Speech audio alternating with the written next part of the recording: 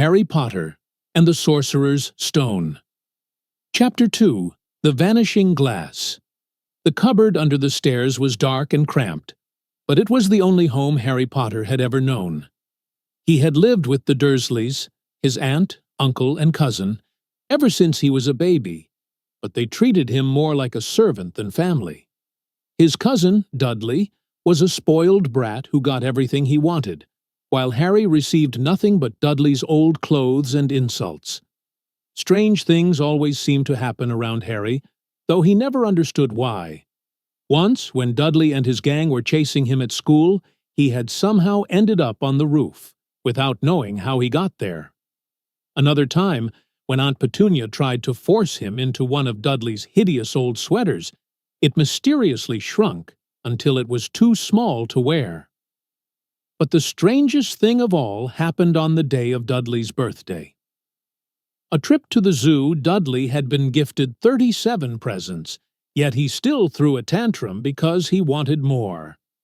The Dursleys had planned a big birthday outing to the zoo, and by some terrible luck, Harry was forced to come along.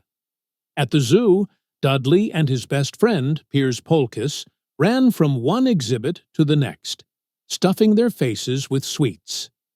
Harry, as usual, stayed out of the way. But then, inside the reptile house, something strange happened. Dudley and Piers were banging on the glass of a boa constrictor's enclosure, trying to make it move. The giant snake lay still, ignoring them.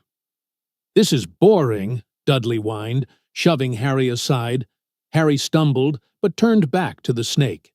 To his surprise, it opened its eyes and winked at him. "You don't like them either, do you?" Harry whispered. The snake nodded. Harry stared, amazed. He had never spoken to an animal like this before, but somehow he felt an understanding between them. Then, crack! The glass vanished. The snake slithered out, flicking its tongue in the air. The zoo erupted into screams.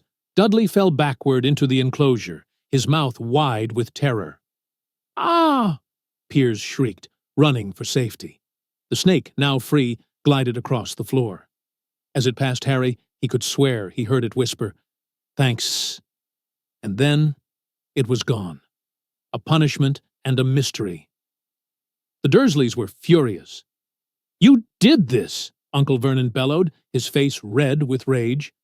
That night, Harry was locked in his cupboard, punished for something he didn't understand. But as he lay there in the dark, a thought kept nagging at him.